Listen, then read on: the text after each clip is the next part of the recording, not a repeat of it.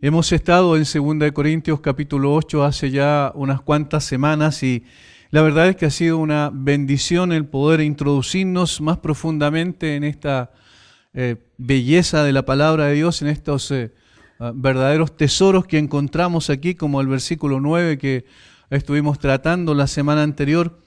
Pero es un poco más amplio el tema que el apóstol Pablo está tratando y se relaciona con una situación, diría yo, siempre polémica dentro de las iglesias, porque hay abusos siempre de parte de algunas personas inescrupulosas que evidentemente no están siendo guiadas por el Señor en el sentido de poder hacer de las ofrendas lo que los hermanos dan generosamente para las iglesias, a veces su fuente de ganancia. Y este tipo de actitud absolutamente reñida con los principios escriturales y con la integridad que debe caracterizar a cada uno de los creyentes es lo que lleva a perder la confianza de la perspectiva de los mismos creyentes dentro de las iglesias para dar, y también dejando un testimonio muy, muy triste, muy lamentable de lo que es el cristianismo evangélico en la sociedad afuera.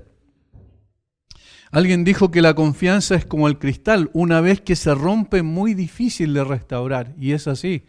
Y particularmente en lo que tiene que ver con el manejo de los dineros, lo que tiene que ver con el manejo de recursos, que es una de las cosas quizás que más atención y atracción produce en las personas, de poder aprovechar a veces ciertas circunstancias para enriquecerse. Y eso ha ocurrido, lamentablemente, en estos tiempos también. Hace una semana atrás, y poco más de una semana, se hablaba de alguien que reconoció públicamente la cantidad de dinero que ingresaba a sus arcas, producto de los diezmos de las personas que estaban ofrendando en su iglesia. Este tipo de liderazgo es lo que precisamente la Biblia dice que no podía o no debe existir en una iglesia, porque el obispo o el pastor o el anciano, que son términos iguales en la Biblia en términos de lo que significa la función, dice que debe ser irreprensible. Y allí ya no hay irreprensibilidad cuando personas toman el evangelio como fuente de ganancia. Este tipo de actitud es lo que ha hecho que muchas personas puedan tener una visión de la iglesia completamente sesgada y del evangelio en consecuencia. Esto ha causado no poco controversia en el ambiente social y político, inclusive en este caso en particular, porque el hijo de esta persona es también un diputado de la República. Ha sido un elemento más, lamentablemente, usado por los detractores del cristianismo para denostar la fe cristiana. Y por eso necesitamos ir a la palabra, para que la palabra nos guíe, nos conduzca, nos diga cómo se reciben o cómo se deben recibir las ofrendas y cómo se deben administrar también correctamente las ofrendas. Hay dos cosas, dos causas, dos orígenes allí del problema. Uno es particular, es personal y tiene que ver con la falta de integridad, y el otro tiene que ver con los mecanismos que se utilizan en las iglesias para salvaguardar este tipo de administración, que debe ser transparente, que debe ser con honestidad y sin ningún tipo de doble intereses por detrás. En este sentido, en cuanto a la administración del ofrendado, se pueden y se deben usar todas las salvaguardas administrativas para evitar el mal uso de los recursos que los hermanos generosamente dan con el propósito del avance de la obra del evangelio. Ese es el principio fundamental por el cual se recaudan recursos. Desde la iglesia primitiva así sucedió. Y obviamente no es para el enriquecimiento personal de pastores ni de su séquito, de personas que son más cercanas a él. Es verdad que el apóstol Pablo enseña: ¿no sabéis que los que trabajan en las cosas sagradas comen del templo y de los que sirven al altar del altar participan? Eso es lo que Pablo dice. Así también ordenó el Señor a los que anuncian el evangelio que vivan del evangelio. 1 Corintios capítulo 9, versículos 13 y 14. Eso está establecido en la palabra de Dios como un principio también. No pondrás bozal al buey que trilla, que es una forma de expresión que nos ayuda a poder entender también que la persona tiene también el derecho de poder recibir algo a cambio de su trabajo. Sin embargo, no para que abusen del evangelio para enriquecimiento personal. Eso es totalmente distinto. El obrero es digno de su salario, pero no para despojar a otros y para vivir a sus expensas. Un sano equilibrio es necesario. En 2 Corintios el apóstol Pablo coloca este sano equilibrio y nos ayuda a través de principios importantes en el contexto de una ofrenda dirigida a ayudar a los pobres de la iglesia de Jerusalén. A mediados del siglo I podemos tomar ciertos principios que están claramente establecidos allí para poder entender lo que significa el dar. En este sentido, como ya hemos visto, Pablo motiva a los creyentes de Corinto a través de 2 ejemplos importantes. Un ejemplo tiene que ver con los hombres, vamos a decir es horizontal, y otro ejemplo es vertical, tiene que ver con lo que Dios hizo en el Señor Jesucristo. En el primer caso, que toman los primeros versículos del versículo 1 al versículo 8, el apóstol Pablo va a hablar de lo que hicieron los hermanos de las iglesias de Macedonia, del norte de Grecia, es decir, lo que nosotros conocemos en la de Filipo, la de Tesalónica y la iglesia de Berea, al menos 3 iglesias que tuvieron una actitud adecuada frente al dar y entendieron correctamente lo que esto significaba. Y ellos juntaron este dinero motivados por el apóstol Pablo para poder ayudar a los pobres de la iglesia de Jerusalén. Esta actitud de generosidad de los hermanos de las iglesias de Macedonia, que están en una condición de mucha pobreza, dice Pablo, casi como indigente, esa es la palabra que utiliza el griego, el original, y pasando por muchas aflicciones estuvieron no obstante dispuestos a dar para ayudar a los pobres de una iglesia que ni siquiera conocían. Eso muestra un corazón generoso, verdaderamente dadivoso. Esto debería despertar entonces el entusiasmo y disposición de los hermanos de Corinto, por eso Pablo lo pone allí, para que también ellos participen de esta noble causa que era suplir las necesidades básicas de aquellos que estaban sufriendo por la escasez de recursos. No estamos hablando de que estaban necesariamente dando para que otros se enriquecieran, sino para que otros satisfacieran sus necesidades básicas y fundamentales. Pero dicha disposición a dar no debería ser tomada como una carga, sino como un privilegio. Y esto es lo que tenemos que entender en el contexto de cuando ofrendamos, cuando damos para la causa del Señor, estamos participando de un privilegio y no de una carga. Y debe ser la expresión visible de la gracia de Dios que ha obrado en nosotros. Es interesante que en términos de lo que la Escritura nos enseña, siempre lo práctico tiene un fundamento teológico detrás. Y el fundamento teológico en el sentido de dar es que aquellos que dan han recibido la gracia de Dios en sus corazones. Y entonces la expresión práctica es también dar a otros de lo que ellos han recibido. Dice Pablo que ellos ya conocían la gracia de Dios en Cristo. ¿Quién? Y este es el segundo ejemplo sublime que Pablo levanta. Ahora lleva a mirar hacia arriba en términos verticales para ver a la persona del Señor Jesucristo. Eso está en el versículo 9 que vimos la semana pasada como el segundo ejemplo. Este ejemplo sublime de Cristo que siendo rico se hizo pobre para que aquellos a quienes vino a salvar con su pobreza, con la pobreza de Cristo, fuesen enriquecidos. Esta obra de la gracia de Dios en Cristo es tan sublime que no podemos ni jamás será posible expresar todo su contenido esencial. No podemos, porque nuestro lenguaje es limitado, no podremos porque nuestra capacidad de comprensión es limitada, porque esto es demasiado profundo.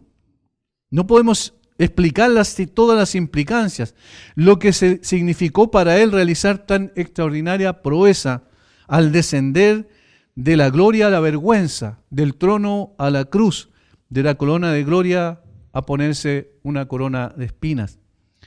Sin embargo, esta misma realidad debería significar para nosotros una disposición a dar generosamente, motivado por la gracia, para ayudar a quienes están en necesidad material. Eso es el principio que Pablo está presentando aquí. En otras palabras, Pablo les dice a los hermanos, miren a Cristo como descendió para hacerse pobre, siendo rico eternamente. Miren a Cristo como se da a sí mismo, despojándose de sus prerrogativas divinas para venir a enriquecer a quienes estábamos en la indigencia espiritual, más nefanda y profunda. Miren a Cristo y que eso motive sus corazones y eso los lleve a dar lo que tienen que dar. Una vez que ha hecho esto, Pablo ahora pasa a decir del versículo 10 al versículo 15 que hay otro principio en cuanto a dar que debe ser también respetado por nosotros y es un principio atemporal. Esa es la diferencia de las cosas que sucedían en ese momento circunstancialmente, que era una ofrenda. Históricamente esto ocurrió ya, ¿verdad? No necesitamos estar pensando que esto es lo que hay que repetir, sino que el principio es el que hay que rescatar y los principios son atemporales, nos alcanzan a nosotros también en este tiempo. Y del versículo 10 en adelante, y eso es lo que vamos a ver hoy, hasta el versículo 24, el apóstol Pablo va a decir que necesitamos nosotros también en el día de hoy atender a lo que pasó históricamente en ese tiempo y sacar otros principios importantes en relación a la forma en que podemos entender lo que significa el dar y lo que significa la administración de eso que también se da. Notemos versículo 10. Dice, y en esto doy mi consejo, dice Pablo, porque esto os conviene a vosotros, que comenzasteis antes no solo a hacerlo, sino también a quererlo desde el año pasado. Noten cómo Pablo dice, en esto doy mi consejo, no está diciendo en esto exijo, no está colocando una orden perentoria sobre ellos, tampoco está obligando para que participen de la bendición del dar. Esto es una de las cosas que ya hemos visto, la voluntariedad de la ofrenda. Nunca en la Biblia, en el Nuevo Testamento al menos, en cuanto a la iglesia del Señor Jesucristo, hay una obligación sobre las personas, sino que hay un consejo, hay una motivación, que evidentemente también importa una responsabilidad, por supuesto que sí, pero es una responsabilidad que se transforma en un privilegio cuando entendemos por qué estamos dando. No existe ninguna coacción cuando se enseña el dar en el contexto de la iglesia. No debe haber ni presión emocional, ni presión de tipo espiritual, ni presión de tipo psicológica, bajo ninguna circunstancia. Recordemos que la ofrenda es voluntaria y no impositiva. En toda la Biblia ese principio está. Como tal se debe tomar como un privilegio y no como una imposición legalista. Si tú das, entonces Dios te va a dar. Si tú no das, Dios no te va a dar. Si tú das poco, Dios no te va a dar. O te va a dar poco. Si tú das mucho, Dios te va a dar mucho. Esa es una manipulación. Pero evidentemente en la Escritura no aparece eso. ¿Qué debe haber? ¿Cuál debe ser la fuente? ¿Cuál debe ser desde dónde sacamos, de dónde brota esta motivación para dar? Debe ser nuestra devoción al Señor. Y esto quiero recalcarlo una y otra vez. En la medida en que tenemos una relación íntima con el Señor, esto nos va a llevar a poder también hacer lo que debemos hacer sin recibir eso como una carga pesada sobre nuestros hombros, sino que vamos a hacerlo con una buena disposición. La devoción personal al Señor es lo que nos lleva también a obedecer, ¿verdad? Es lo que nos lleva a dar, es lo que nos lleva a involucrarnos en la tarea de la iglesia, es lo que nos lleva a compartir el Evangelio. Es la devoción personal al Señor la fuente de todo lo demás. Y esta devoción personal al Señor y la gratitud por la gracia recibida debe ser la única motivación que tenemos cuando se trata de dar. Ahora, entonces Pablo va a enseñar otro principio importantísimo de los versículos 11 al 15, que es el principio de la proporcionalidad al ofrendar. Notemos, versículos 11 al 15. Ahora pues, llevad también a cabo el hacerlo para que como estuvisteis prontos a querer, se refiere a la ofrenda, ¿verdad? Así también lo estéis en cumplir conforme a lo que tengáis, porque si primero hay la voluntad dispuesta, será acepta según lo que uno tiene, no según lo que uno no tiene. Porque no digo esto para que haya para otros holgura y para vosotros estrechez, sino para que en este tiempo, con igualdad la abundancia vuestra supla la necesidad de ellos, para que también la abundancia de ellos supla la necesidad vuestra, para que haya igualdad. Como está escrito, el que recogió mucho no tuvo más y el que poco no tuvo menos. Ahí está el principio de la proporcionalidad.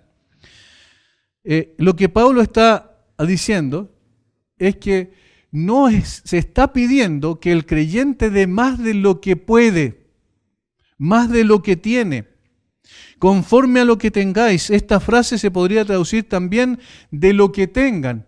Eso es el sentido del original en el griego, de lo que tengan.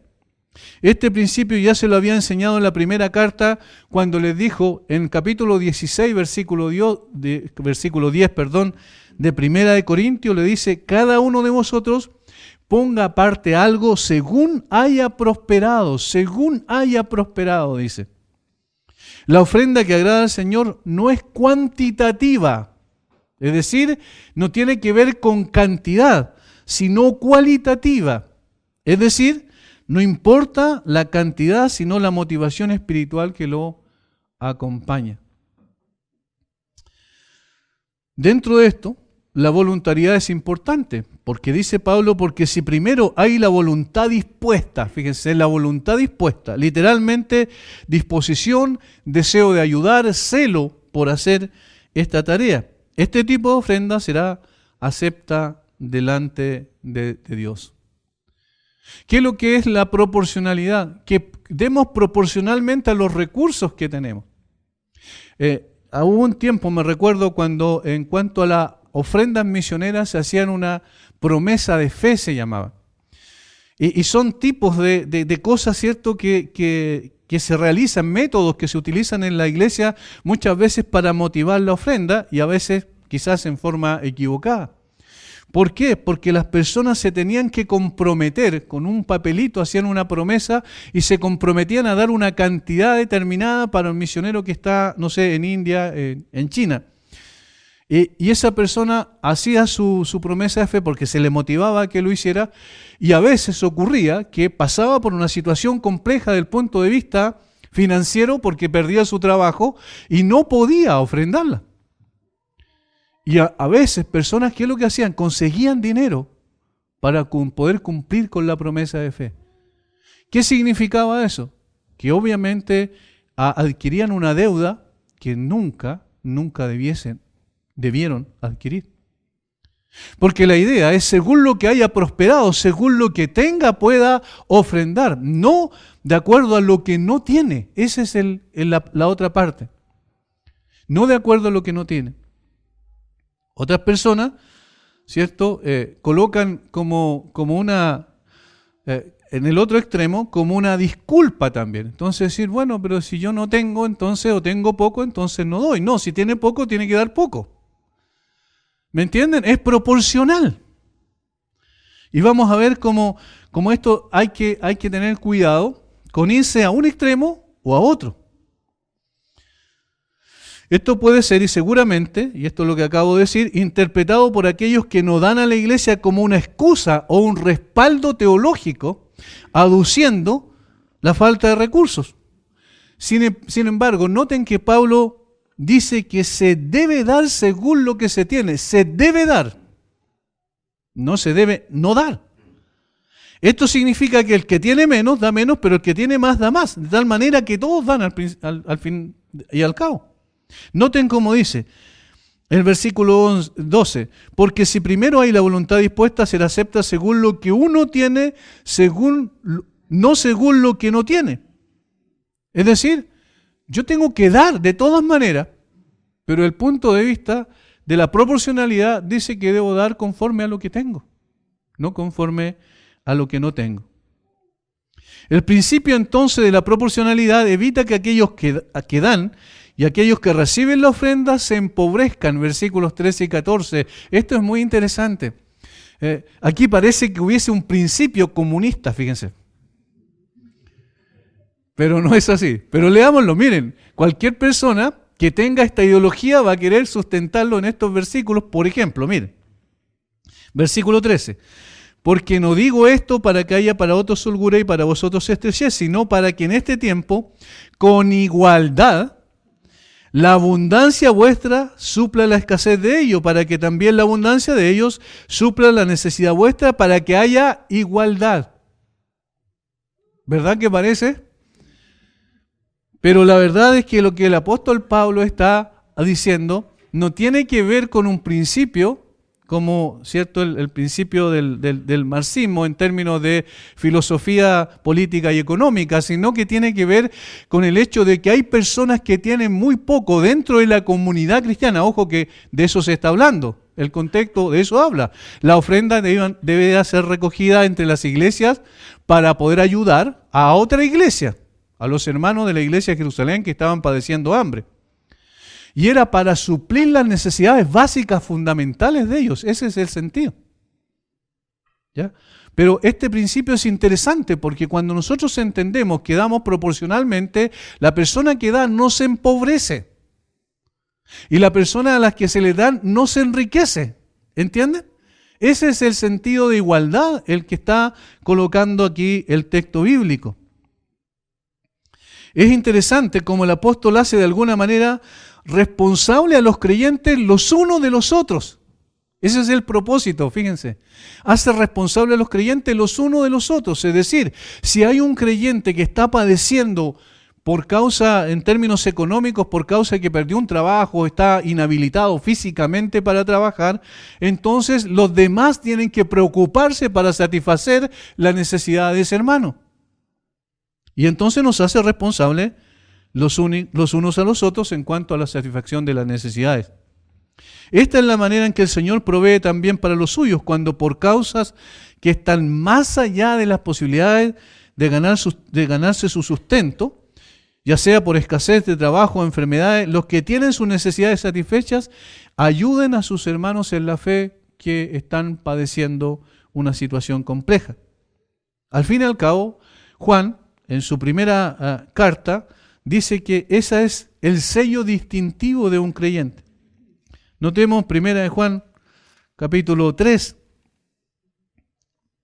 1 de Juan, capítulo 3, versículo 17.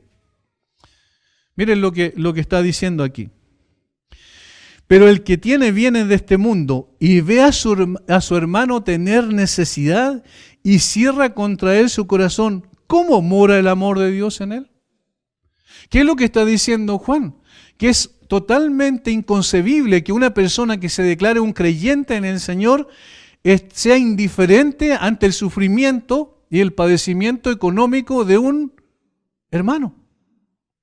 Es imposible, eso es lo que está diciendo. Y lo que está diciendo Juan aquí también tiene una implicancia mucho más profunda. Está diciendo que esa persona, ¿cierto? O la iglesia en general, no es una iglesia de Cristo y esa persona no es un creyente.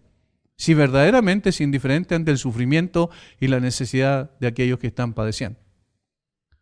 Entonces el principio de proporcionalidad lo que hace es poder hacernos responsables los unos de los otros para poder dar satisfacción a las necesidades fundamentales de las personas que en ese momento y circunstancialmente pasan por situaciones aflictivas en lo económico.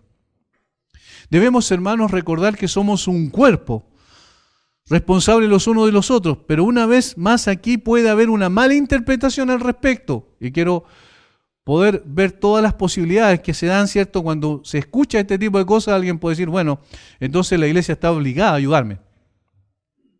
Ahora, miren, esta mala interpretación puede ser de la siguiente manera. Alguien puede decir, bueno, ya, ok, yo no tengo trabajo y no busco trabajo. Porque la iglesia tiene la obligación de ayudarme, porque estoy padeciendo necesidad. ¿Entienden? Se puede ir al otro extremo, pero aquí hay algo absolutamente contrario a los principios escriturales. ¿Cuál es? El que no trabaje, no coma. Me encanta cómo la Biblia coloca dos principios que se complementan y no que se superponen o se contradicen el uno con el otro. Y uno es el principio de que todos tenemos el deber de poder traer sustento a nuestra familia. Y para eso necesitamos trabajar. desarrollar una actividad que signifique traer los recursos necesarios para la satisfacción de nuestra familia. Esa es una responsabilidad ineludible. Allí donde Pablo apunta a los tesalonicenses, dice, el que no trabaje no coma. Por otro lado, está el otro principio de la proporcionalidad al dar para satisfacer las necesidades de los demás también, pero no apunta a aumentar, ¿cierto?, a fomentar la indolencia y la flojera de quienes no desean trabajar. No, en absoluto. La iglesia que está ayudando económicamente siempre a una persona que no tiene dificultades físicas ni emocionales ni de ningún tipo para ganar sustento, está fomentando la flojera y haciendo un gran mal. Porque está diciendo a esa persona que, obviamente, con muy poca madurez espiritual, con un concepto totalmente equivocado de lo que es la iglesia, está haciendo que esa persona viva de los recursos de otro y del esfuerzo y el sacrificio de otro. Y ese no es el punto, es la proporcionalidad. Por eso necesitamos entender bien lo que la Biblia dice en términos más generales, en un contexto más amplio. Necesitamos, como iglesia, preocuparnos de aquellos que están padeciendo por situaciones complejas pero circunstanciales, como por ejemplo la pérdida de un trabajo y que esa persona se sigue esforzando para buscar y ganar su sustento, pero no puede y no es capaz de sustentarse completamente para las necesidades que tiene. Allí hay la necesidad de poder ayudarle, por supuesto. Pero no puede ganarse su sustento, por eso se le está ayudando, o porque está enfermo, o porque no tienen la capacidad por una u otra causa. Además del principio de la proporcionalidad al dar, que ayuda a que todos estén con sus necesidades satisfechas, el apóstol pone las bases de la integridad que se requiere para administrar los recursos recibidos por concepto de ofrenda. Y miren, esta es la segunda parte, versículo 16 en adelante. Y esto es muy, muy importante. Pero gracias a Dios que puso en el corazón de Tito la misma solicitud por vosotros. Pues a la verdad recibió la exhortación, pero estando también muy solícito por su propia voluntad, partió para ir a vosotros. Y enviamos juntamente con él al hermano cuya alabanza en el Evangelio se oye por todas las iglesias. Y no solo esto, sino que también fue designado por las iglesias como compañero de nuestra peregrinación para llevar este donativo, que es administrado por nosotros para gloria del Señor mismo y para demostrar vuestra buena voluntad. ¿Qué es lo que está diciendo aquí Pablo? Que no solo es importante motivar adecuadamente, de una forma correcta, bíblicamente, vamos a decir, a las personas a poder contribuir para la obra en la iglesia y para la satisfacción de las necesidades también de los hermanos, proporcionalmente, sino también es importante que esto que se recoja se administre integralmente, es decir, con integridad, vamos a decir. Este es el principio de la integridad que se requiere para administrar los recursos recibidos por concepto de ofrenda. Esto implica transparencia en la forma y en el fondo al administrar lo que los hermanos generosamente han ofrendado. Y lamentablemente, esta es una de las cosas más complejas dentro de las iglesias y algún tipo de iglesia que tiene una administración de tipo piramidal, donde la persona arriba es la que gobierna todo. Se ha producido tanto desfalco, y vamos a decirlo así con todas sus letras, de dinero para poder llevar a ese dinero muchas veces a las arcas de los líderes o de el líder, y haciendo completamente abstracción de lo que la Biblia dice respecto a la forma de manejar los recursos financieros. La transparencia es lo más importante aquí. No debemos olvidar que el apóstol Pablo estaba siendo cuestionado por sus detractores que habían entrado en la iglesia para desprestigiar su ministerio. Ese es el cuadro de fondo que tenemos. Y poner en duda su credibilidad como apóstol de Jesucristo. Y entonces estarían dispuestos también a atacar su honestidad en el manejo de los recursos. Eso está detrás de la escena. Por eso, Pablo dice, miren, aquí hay transparencia, nosotros vamos a manejar los recursos de esta manera. Es muy cuidadoso, por tanto, el apóstol para transparentar no solo el proceso, sino también la forma en que se llevaría a cabo la recolección de la ofrenda y la entrega misma de la ofrenda, según el propósito que se había establecido al principio. De esta manera se adelanta a cualquier cuestionamiento que pudiera surgir y que dañara la causa del Evangelio. Versículo 20, evitando que nadie nos censure en cuanto a esta ofrenda abundante que administramos.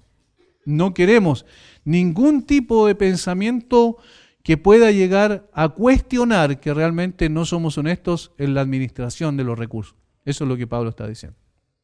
Siendo una situación histórica, como yo dije al principio, nos ayuda a nosotros a aplicar adecuadamente en el día de hoy lo que esto significa.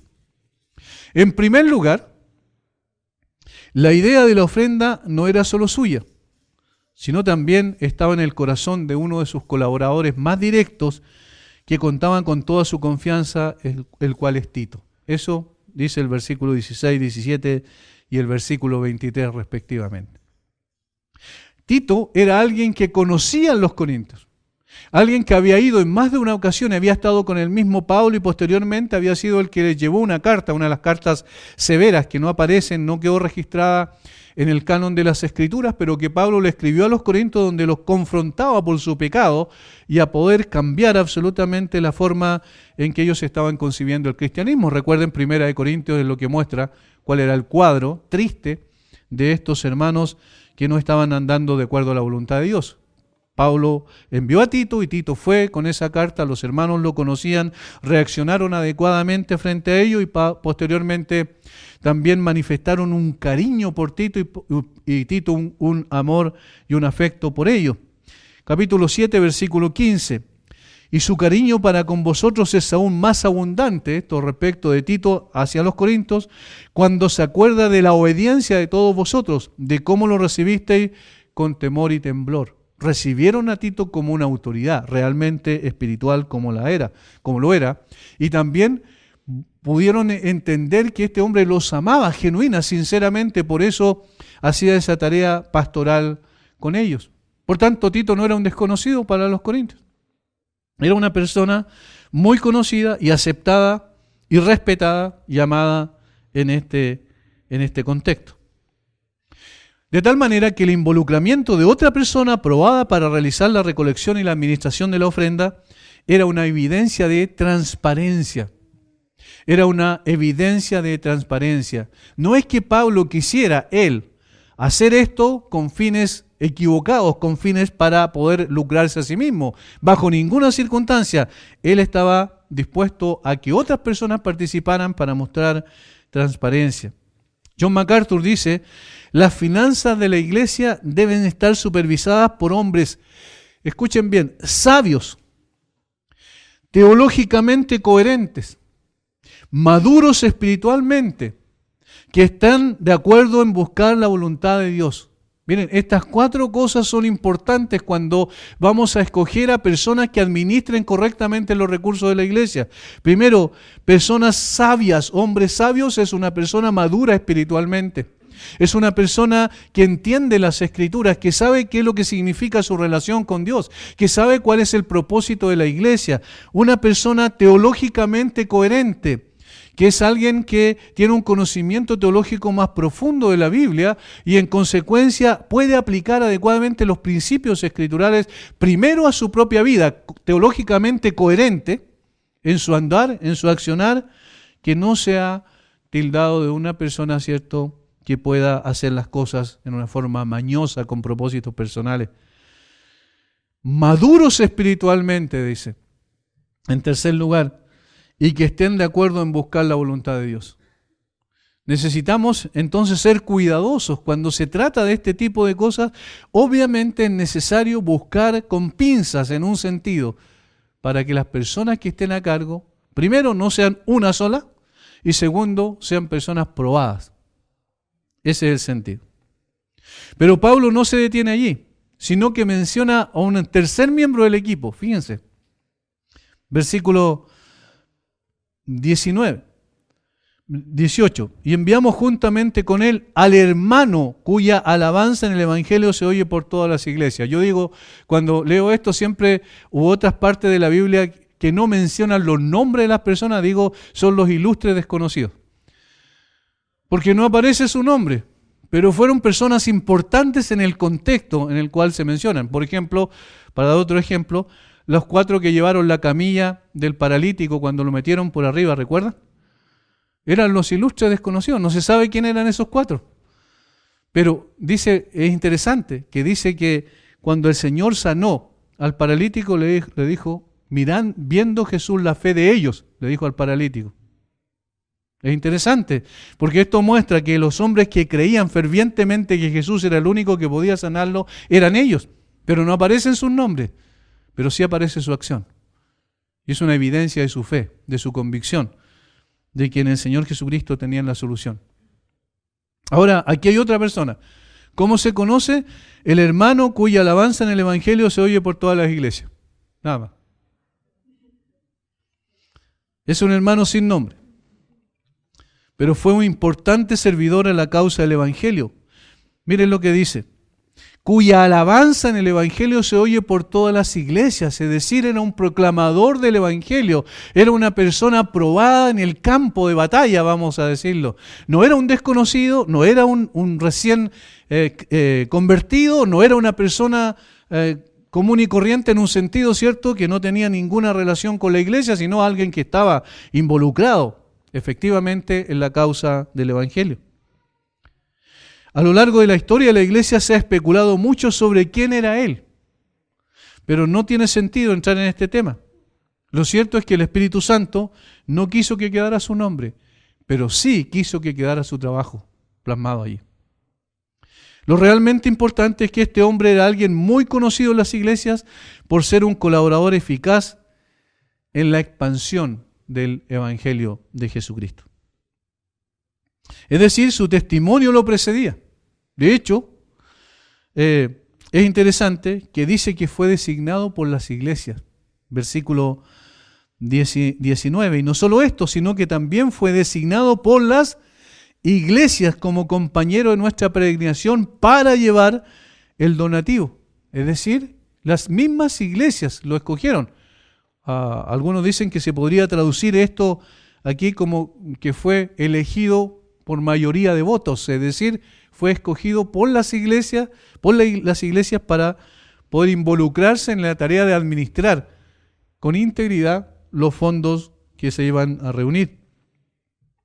Este hecho aumenta aún más la credibilidad del proyecto de recolección de ofrenda, porque ya salía de las manos de Pablo en un sentido.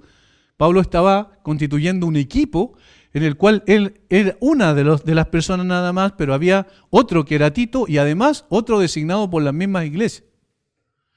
Esto aumentaba la transparencia. Habiendo observado su carácter espiritual, los hermanos de las iglesias que dijeron, este hombre espiritualmente en cuanto a su madurez, su responsabilidad y su involucramiento en la expansión del Evangelio, es apto para tomar esta tarea. Hermanos, es notable que no dice que escogieron a este hermano porque era un experto en contabilidad y finanzas. ¿Lo nota? No dicen que era, obviamente no existía en ese tiempo, un ingeniero comercial, ¿verdad? Ni un auditor. ¿Por qué menciono esto? Porque a veces en las iglesias estamos más preocupados de los títulos seculares de las personas para colocarlos en ciertas tareas que en su carácter espiritual. Y cuidado, hay un peligro grave. Porque es más importante el carácter espiritual de la persona, su honestidad, transparencia e integridad, que alguna capacitación que puede tener en términos técnicos. Estas son las cosas que hay que tomar en cuenta cuando damos, hermanos, la tarea de administrar los negocios de Dios. Cualquier persona que tenga una profesión puede cumplir con requisitos técnicos, pero solo aquellos cuyo carácter espiritual es probado y reconocido son aptos para la tarea de administrar las cosas de Dios. Sin embargo, Pablo dice, pero aún todavía no termino. Estaba Pablo en el equipo de administración, estaba Tito en el equipo de administración, estaba el hermano que se menciona aquí, y luego en el versículo 22 añade otro integrante más. Versículo 22. Enviamos también con ellos a nuestro hermano, otro ilustre desconocido, cuya diligencia hemos comprobado repetidas veces muchas cosas y ahora mucho más diligente por la mucha confianza que tiene en vosotros.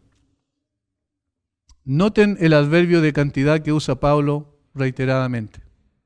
Miren, enviamos también con ellos a nuestro hermano cuya diligencia hemos comprobado repetidas veces en muchas cosas y ahora mucho más por la mucha confianza que tiene con vosotros.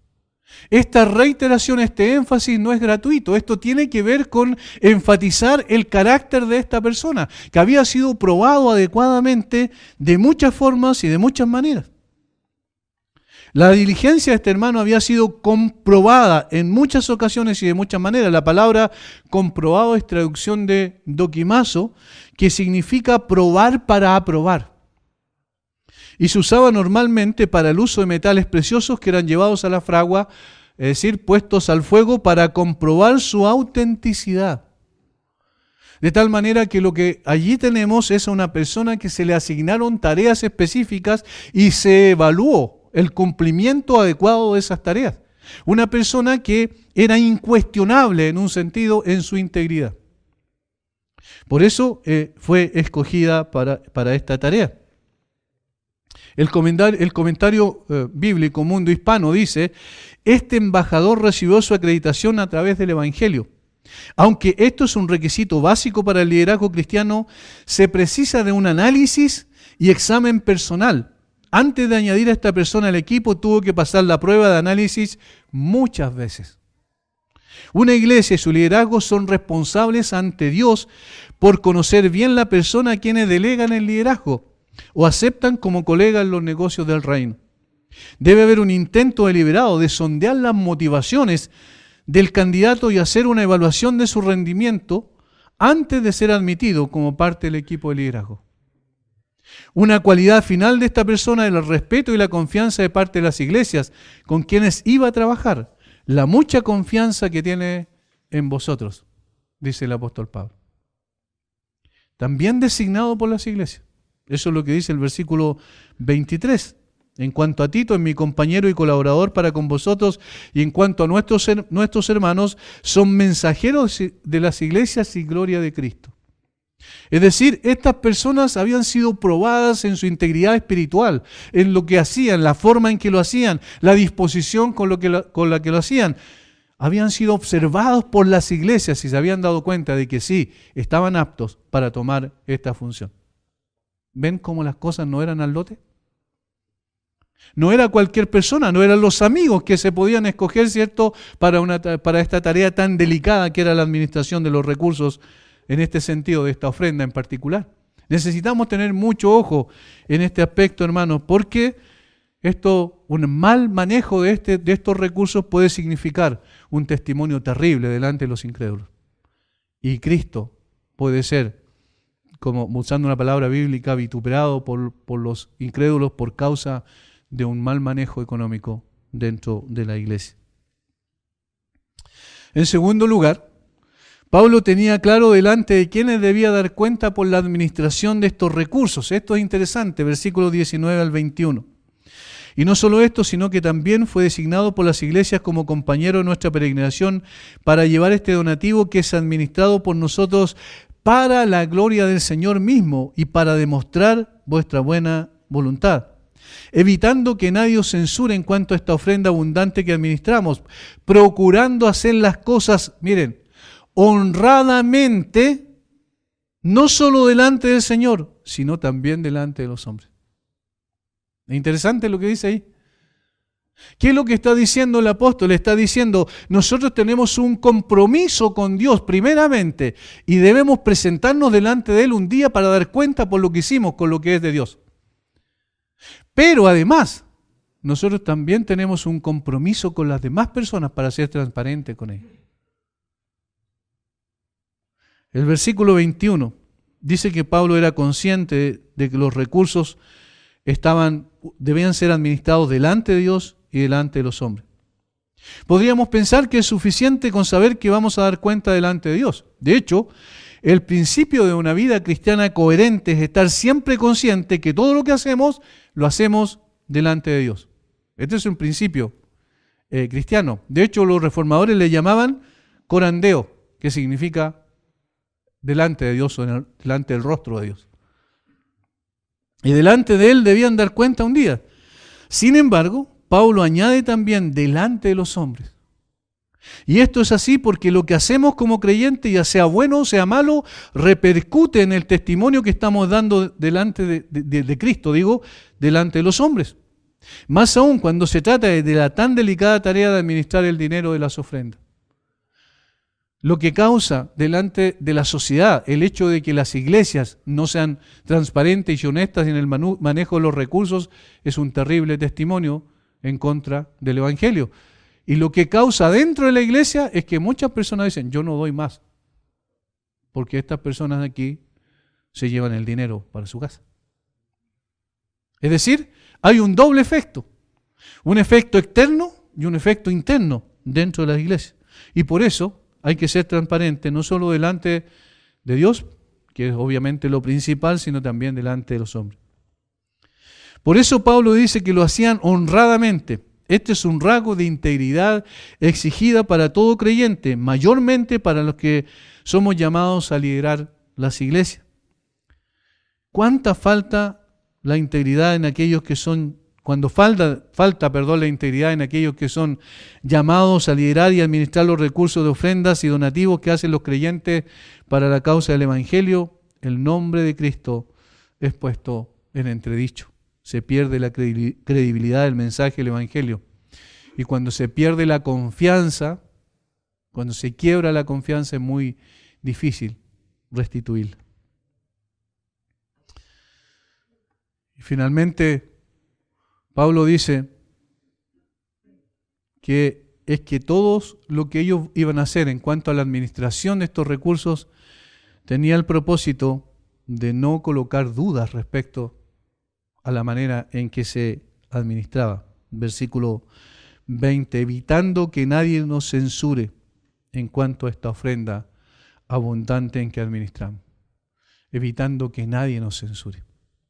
Qué importante. Si tomáramos en cuenta estos consejos, las cosas serían distintas. Ahora, hay una cosa primaria y fundamental que es la integridad del corazón de las personas, por supuesto, eso es lo principal y lo primario, pero también hay otra externa que tiene que ver con no solo parecer honesto, no solo ser honesto, sino parecer honesto. Es decir, interna y externamente que eso se evidencie en una forma clara, dando cuenta de todo lo que tenemos que dar cuenta cuando se trata de los dineros. Por ejemplo, una de las cosas que nunca se deben hacer es que el líder de la iglesia o los líderes de la iglesia sean los únicos que tengan injerencia en los dineros y ni siquiera, es más, y aquí lo puede corroborar, ¿cierto?, los hermanos que están en la tesorería, ni siquiera, y eso es lo mejor que uno puede hacer, uno tenga como líder de la iglesia nada que ver con los dineros. Es decir, que sean administrados por las personas que la misma iglesia escogió para tal efecto. De esa manera no hay ningún tipo de tentación y de esa manera hay transparencia para que los que hemos sido llamados a liderar una iglesia seamos quienes trabajamos principalmente y sobre todas las cosas colocando el principio esencial de poder dedicarnos a la tarea que el Señor nos encomendó hacer, que es predicar, que es enseñar y que es aconsejar con la palabra del Señor. Eso es lo mejor que puede haber. Y hermanos, como dije, los tesoreros de las iglesias, el tesorero y el protesorero pueden decir eso y corroborar. Yo no tengo nada que ver en el caso de la iglesia local con los dineros. Yo lo que recibo es el sustento mensual, de acuerdo a lo que la misma iglesia ha determinado. Nada más. De esa manera se evita, ¿verdad?, el cuestionamiento a lo espiritual. Porque, ¿saben? Cuando hay un problema en lo administrativo, esto repercute en lo espiritual. Y necesitamos evitar cualquier tipo de cuestionamiento de esa naturaleza.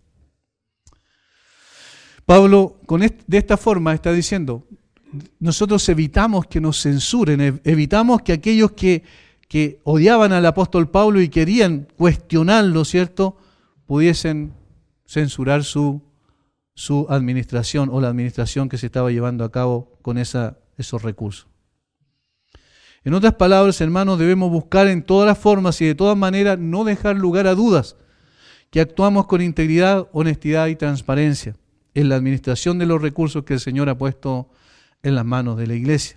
De allí la importancia de la pluralidad en los equipos que se han designado. Recuerden, Pablo aquí menciona 4 personas al menos que estaban en la administración, en este caso específico y puntual, y además de la integridad de esas personas. Una integridad que debe ser probada a través del tiempo. Finalmente, Pablo dice que él era consciente que debía traer gloria a Dios en la forma en que administraba los recursos. Versículo 19. La segunda parte del versículo dice que es administrado por nosotros para gloria del Señor mismo y para demostrar vuestra buena voluntad. Versículo 23 al final, respecto a los hermanos, dice, son mensajeros de las iglesias y gloria de Cristo. Este principio es esencial no solo en la administración de los recursos, sino en toda nuestra vida. En la manera en que ordenamos nuestra vida debe ser todo para la gloria de Dios. Pero especialmente en esto tan sensible que tiene que ver con la administración de recursos económicos.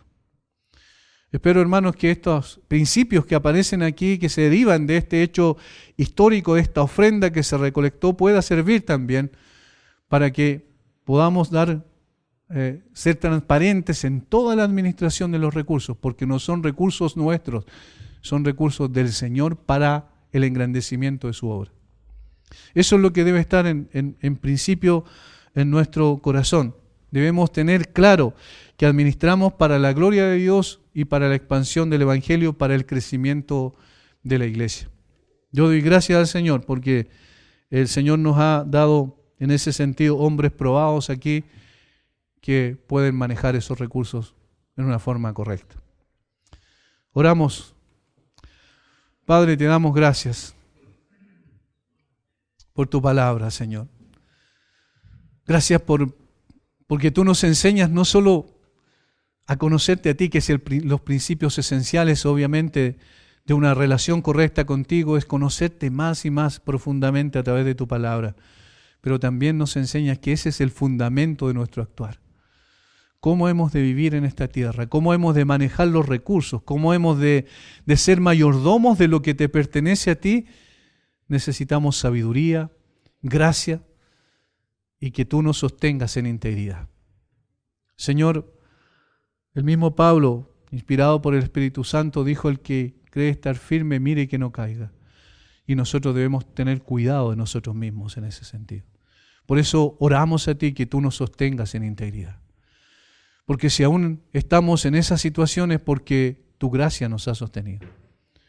Oramos, Señor, para que esta iglesia también pueda siempre manejarse en ese aspecto en forma transparente, sin cuestionamientos, evitando la censura, como dice el apóstol Pablo.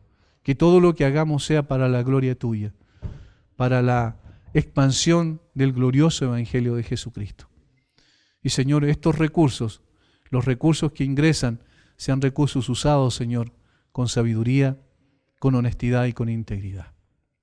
Lo rogamos en el nombre de Jesús. Amén.